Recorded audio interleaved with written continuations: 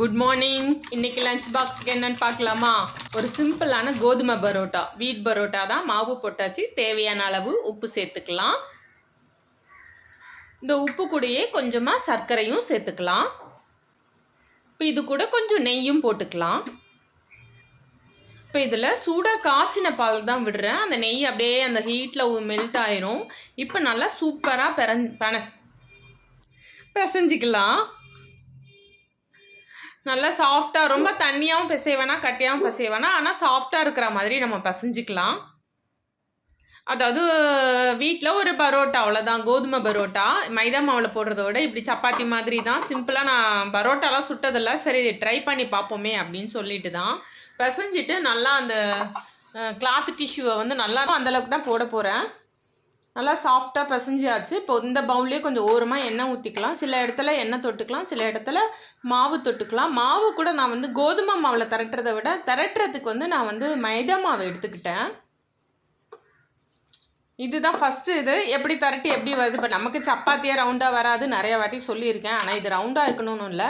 நல்லா இந்த மாதிரி நம்ம திரட்டிக்கலாம். திரட்டிட்டு கத்தி வச்சு நல்லா கொடாக போட்டுக்குங்க.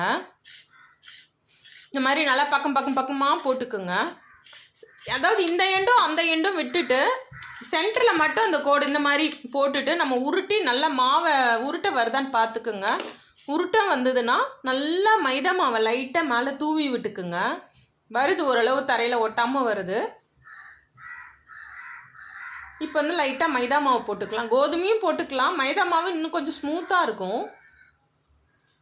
இப்போ வந்து நல்லா உருட்டிக்கலாம். நல்லா உருட்டிட்டு ஒரு சுற்றி ரொம்ப அழுத்தாமல் திரட்டினோம்னா ஓரளவு பரோட்டா வரும். கொஞ்சமாக ப்ராக்டிஸ் பண்ணால் தானே நமக்கும் வரும். அவ்வளோதான். இப்போ வந்து இதை நம்ம திரட்ட வேண்டியது தான். கொஞ்சமாக மேலே மாவு போட்டுக்கலாம்.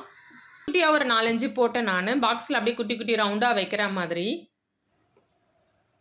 இப்போ எல்லாத்தையும் திரட்டி முடிச்சாச்சு. மேலாக்க லைட்டாக எண்ணெய் ஊற்றிக்கலாம்.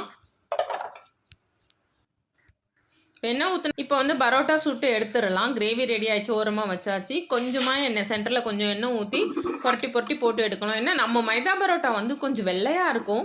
இது கோதுமை பரோட்டா வந்து கொஞ்சம் சப்பாத்தி கலரில் தான் இருக்குது. அப்படி தானே இருக்கும் சப்பாத்தியில் சுட்டா. ஆனால் சாஃப்டாக இருந்தது, நல்லா இருந்தது. கொஞ்சம் தீயை விட்டுட்டேன். இப்போ ஓரளவு சுட்டாச்சு. சரி தட்டி பார்ப்போம், கடையிலலாம் தட்டுற மாதிரின்னு தட்டி பார்த்தேன். ஓரளவு ஓகேவாக தான் இருந்தது.